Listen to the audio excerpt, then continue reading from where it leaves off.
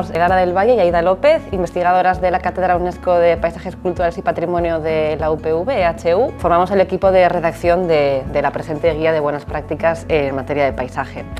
Este trabajo se enmarca en un convenio de colaboración con el Departamento de Planificación Territorial, Vivienda y Transporte del Gobierno vasco, cuya línea principal de trabajo se centra en dar apoyo, soporte técnico-científico a las políticas de paisaje en materia de ordenación y planificación territorial de la Comunidad Autónoma del País Vasco. En los últimos años hemos estado elaborando una serie de guías de buenas prácticas y esta en concreto es la segunda de una serie de guías que pertenecen a la colección Patrimonio, Territorio y Paisaje. Estas guías constituyen una herramienta práctica y divulgativa que pretenden servir de utilidad y de referencia tanto para administraciones como para equipos técnicos a la hora de abordar intervenciones en ámbitos concretos de nuestro territorio. Áreas de especial interés donde son necesarias la definición de unos criterios y directrices de paisaje para su gestión, ordenación, protección, regeneración, como puede ser el caso de los paisajes urbano-fluviales.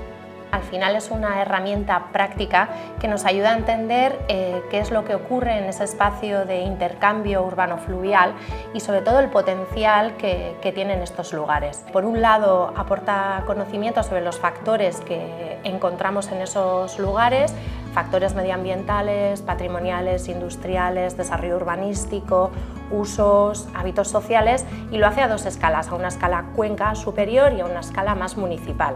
Y aparte de eso, lo hace a través de 16 ejemplos de buenas prácticas que son representativos de la realidad de lo que ocurre en la Comunidad Autónoma del País Vasco. De esta forma, gracias al conocimiento situado de nuestros vecinos y de nuestras vecinas, podemos aplicar ese conocimiento y mejorar incluso lo que puede ocurrir en nuestros municipios.